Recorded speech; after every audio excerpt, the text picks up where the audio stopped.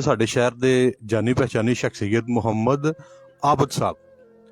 ਦੋਸਤੋ, ਆਬਦ ਸਾਹਿਬ ਦੇ ਬਾਰੇ ਚ ਕੁਝ ਗੱਲਾਂ ਤੁਹਾਡੇ ਨਾਲ ਮੈਂ ਕਰਨਾ ਚਾਹੁੰਦਾ ਵਾਂ, ਲੇਕਿन मैं चाहना कि आबद साहब आप ही अपना तारुफ करवान।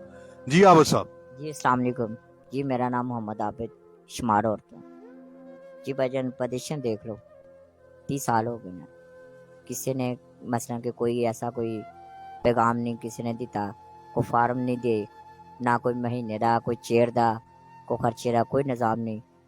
ज़्यादातर ऐसे इस तरह कहते हैं कि लाहौर जाओ, इस्लामाबाद जाओ, नारोवाल जाओ, पैसे लग जाएंगे, लेकिन कोई नहीं, कोई ऐसा सिलसिला कोई नहीं हैगा।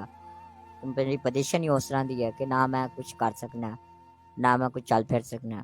अगर कोई दोस्तां को है कोई तलक वाला कोई उस तरह का दोस्त, कोई मेरे बारे च भी कुछ सोच सकता है, मदद कर सकता है मेरी, कोई चेयर के बारे च या कोई इमदाद के बारे च अगर मेरा कोई ख्याल कर सकता है तो मजीद मेहरबानी है तुहाडी। ए देख लो पोजीशन अपनी अखां नाल। ਦੋਸਤੋ, ਅਜ਼ੀਮ ਸੂਫੀ ਸ਼ਾਇਰ ਵਾਰਿਸ ਸ਼ਾਹ ਫਰਮਾਉਂਦੇ ਨੇ, ਵਾਰਿਸ ਸ਼ਾਹ ਉਹ ਸਦਾ ਹੀ ਜਿਉਂਦੇ ਨੇ ਜਿਨ੍ਹਾਂ ਕੀਤੀਆਂ ਨੇਕ ਕਮਾਈਆਂ ਨੇ। ਤੇ ਨੇਕ ਕਮਾਈਆਂ ਕੀ ਹੁੰਦੀਆਂ ਨੇ? ਨੇਕ ਕਮਾਈਆਂ ਇਹੋ ਹੀ ਹੁੰਦੀਆਂ ਨੇ ਕਿ ਤੁਸੀਂ ਕਿਸੇ ਦੇ ਕੰਮ ਆਣਾ, ਕਿਸੇ ਮਜਬੂਰ ਦੇ, ਕਿਸੇ ਬੇਬਸ ਦੇ ਕੰਮ ਆਣਾ, ਕਿਸੇ ਲਾਚਾਰ ਦੇ ਕੰਮ ਆਣਾ।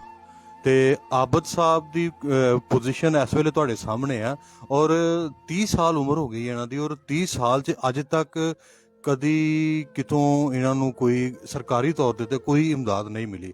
ਮੈਂ ਵਜ਼ੀਰ ਆਜ਼ਮ ਪਾਕਿਸਤਾਨ ਇਮਰਾਨ ਖਾਨ ਅੱਗੇ ਅਪੀਲ ਕਰਨਾ ਵਾਂ ਕਿ ਆਬਦ ਸਾਹਿਬ ਵਾਸਤੇ ਸਪੈਸ਼ਲੀ ਗੱਡੀ ਤਿਆਰ ਕਰਵਾਈ ਜਾਏ, ਚੇਅਰ ਨਹੀਂ, ਮੋਟਰਸਾਈਕਲ ਨਹੀਂ, ਇੱਕ ਸਪੈਸ਼ਲ ਗੱਡੀ ਤਿਆਰ ਕਰਵਾਈ ਜਾਏ ਜਿਹਦੇ ਉੱਤੇ ਇਹ ਸਪੈਸ਼ਲੀ ਸਫ਼ਰ ਕਰਨ, ਔਰ ਮਹਾਨਾ ਇਹਨਾਂ ਦਾ ਵਜ਼ੀਫਾ ਜਿਹੜਾ ਨਾ ਉਹ ਮੁਕਰਰ ਕੀਤਾ ਜਾਵੇ। ਅਗਰ ਹਕੂਮਤ ਨੇ ਐਸੇ ਲੋਕਾਂ ਦੀ ਦਾਦ ਰਸੀ ਨਹੀਂ ਕਰਨੀ ਤੇ ਕਿਹਨੇ ਕਰਨੀ ਹੈ? ਫਿਰ ਉਸ ਤੋਂ ਇਲਾਵਾ ਸਾਡੇ ਸ਼ਹਿਰ ਦੇ ਤਹਿਸੀਲ ਸ਼ੱਕਰਗੜ੍ਹ ਦੇ ਜਾਂ ਹੋਰ ਪਾਕਿਸਤਾਨ 'ਚ ਜਾਂ ਬੈਰੂਨੇ ਮੁਲਕ ਬੈਠੇ ਹੋਏ ਮੁਖੱਈਰ ਹਜ਼ਰਾਤ ਨੇ ਜਿਹੜੇ, ਉਹ ਵੀ ਕੁਝ ਇਹਨਾਂ ਦੇ ਬਾਰੇ ਸੋਚਣ ਔਰ ਇਹਨਾਂ ਦੀ ਜਿੰਨੀ ਹੋ ਸਕੇ ਭਰਪੂਰ ਤਰੀਕੇ ਦੇ ਨਾਲ ਇਹਨਾਂ ਦੀ ਇਮਦਾਦ ਕਰਨ। ਜੀ ਖਾਬਰ ਆਬਦ ਸਾਹਿਬ। जी भाई जी मेहरबानी। ਜੀ ਤੁਸੀਂ ਕੋਈ ਹੋਰ ਸਾਡੇ ਨਾਲ ਕੋਈ ਗੱਲ ਕਰਨਾ ਚਾਹੋ? सर मेरी अपील है नहीं है कि मेरा कोई थोड़ा जिहा निज़ाम हो जाए, क्योंकि मैं किसी को जा नहीं सकता, ना मैंने कोई बाहर अंदर लैके जा सकता। ਅੱਛਾ ਆਬਦ ਸਾਹਿਬ, ਤੁਹਾਡੇ ਕੀ ਸ਼ੌਕ ਕੀ ਨੇ? ਵੈਸੇ ਹੁੰਦਾ ਨਾ ਬੰਦੇ ਦਾ ਸ਼ੌਕ, ਕੋਈ ਗਾਣਾ ਜਾਂ ਕੋਈ ਖੇਡਣਾ, ਕੋਈ ਐਸਾ ਸ਼ੌਕ ਕੀ ਹੈ ਤੁਹਾਡਾ? सर मेरा शौक कोई नहीं हैगा। मेरा शौक है नहीं है कि अल्लाह पाक चलन फिरन दा सहारा दे छड़े, ठीक है जी, एक रिजक दा सहारा बन जे, चलो आसरा सही, लेकिन मेरा वो चीज़ का कोई शौक नहीं है। ਅੱਛਾ ਆਬਦ ਸਾਹਿਬ, ਇਹ ਦੱਸੋ ਮੈਨੂੰ ਕਿ ਅਗਰ ਤੁਸੀਂ ਕਿੰਨੀਆਂ ਜਮਾਤਾਂ ਪੜ੍ਹੇ ਹੋ? नहीं सर मैं पढ़िया कोई ਬਿਲਕੁਲ ਨਹੀਂ ਪੜ੍ਹੇ। ਅੱਛਾ, ਵੈਸੇ ਪੜ੍ਹਨ ਦਾ ਤੁਹਾਨੂੰ ਸ਼ੌਕ ਹੈ ਸੀ? नहीं सर, क्योंकि पोजीशन ही उस तरह की है। एक ड्यूटी नाल चाहिए, कोई 2-3 आदमी नाल, एक दोस्त नाल चाहिए कि ਜਿਹੜਾ ਲੈ ਕੇ ਵੀ ਜਾਏ, ਲੈ ਕੇ ਵੀ ਆਏ। ਨਹੀਂ, ਨਿੱਕੇ ਹੁੰਦੇ ਆ ਕੋਈ ਮਸਲਨ ਤੁਸੀਂ ਸਕੂਲ ਨਹੀਂ ਸੀ ਜਾਂਦੇ ਜਾਂ ਦੂਸਰੇ ਬੱਚੇ ਸਕੂਲ ਜਾਂਦੇ ਰਹੇ ਨੇ ਤੇ ਵੇਖ ਕੇ ਖਿਆਲ ਤੇ ਆਂਦਾ ਹੋਏਗਾ ਨਾ ਕਿ ਮੈਂ ਵੀ ਪੜਾਂ? ਉਹ ਸਾਰਾ ਉਸ ਟਾਈਮ ਤੇ ਆਇਆ ਸੀ, ਉਸ ਟਾਈਮ ਆਇਆ ਸੀ, ਕੋਈ ਸ਼ੱਕ ਨਹੀਂ, ਕਿਉਂਕਿ ਉਸ ਟਾਈਮ ਤੇ ਦਿਲ ਕਰਦਾ ਸੀ ਕਿ ਬੱਚਿਆਂ ਨਾਲ ਬੰਦਾ ਜਾਏ, ਲੇਕਿਨ ਪੋਜੀਸ਼ਨ ਹੀ ਉਹ ਹੈ, ਉਠਾ ਕੇ ਕਿੰਨੇ ਕਰਨਾ ਸੀ।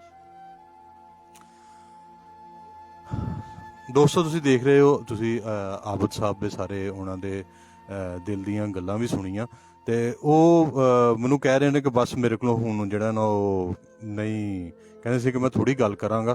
ਤੇ ਤੁਹਾਡੇ ਸਾਰਾ ਹੀ ਮਾਮਲਾ ਆਬਦ ਸਾਹਿਬ ਦਾ ਤੁਹਾਡੇ ਸਾਹਮਣੇ ਹੈ ਤੇ ਇੱਕ ਵਾਰੀ ਫੇਰ ਅਰਬਾਬੇ ਇਖਤਿਆਰ ਦੇ ਅੱਗੇ ਪੁਰਜ਼ੋਰ ਅਪੀਲ ਹੈ ਕਿ ਆਬਦ ਸਾਹਿਬ ਦੀ ਦਾਦਰਸੀ ਕੀਤੀ ਜਾਵੇ ਔਰ ਇਹਨਾਂ ਨੂੰ ਟਰੈਵਲਿੰਗ ਵਾਸਤੇ ਅੱਗੇ ਪਿੱਛੇ ਜਾਣ ਵਾਸਤੇ ਮੇਰਾ ਖਿਆਲ ਹੈ, ਮੈਂ ਵੀਡੀਓਜ਼ ਵੇਖ ਰਿਹਾ ਸੀ, ਚਾਈਨਾ ਵਾਸਤੇ ਜਿਹੜੇ ਸਪੈਸ਼ਲ ਪਰਸਨ ਇਹ ਫਿਰਨ 'ਚ ਆਸਾਨੀ ਰਵੇ। ਇਸ ਤਰ੍ਹਾਂ ਵਿਚਾਰੇ ਸਾਰੀ ਦਿਹਾੜੀ ਕਦੀ ਕਿਸੇ ਦਾ ਤਰਲਾ ਕਰਦੇ ਨੇ, ਕਦੀ ਕਿਸੇ ਦਾ ਅਸ਼ਰ ਭਾਈ ਤੁਹਾਡਾ ਬਹੁਤ ਸ਼ੁਕਰੀਆ, ਮਿਹਰਬਾਨੀ ਤੁਹਾਡੀ, ਤੁਸੀਂ ਮੇਰਾ ਖਿਆਲ ਕੀਤਾ। ਮੈਂ ਅਪੀਲ ਕਰਨਾ ਦੁਬਾਰਾ ਕਿ ਮੇਰੀ ਪੋਜੀਸ਼ਨ ਜੋ ਹੈ, ਇਸ ਪੋਜੀਸ਼ਨ ਦੇ ਬਾਰੇ 'ਚ ਕੋਈ ਥੋੜਾ ਜਿਹਾ ਨਿਜ਼ਾਮ ਠੀਕ ਕਰ ਦਿਓ, ਮਿਹਰਬਾਨੀ ਹੋਏਗੀ ਤੁਹਾਡੀ। ਜੀ ਦੋਸਤੋ, ਬਹੁਤ ਸ਼ੁਕਰੀਆ। अल्लाह हाफिज़।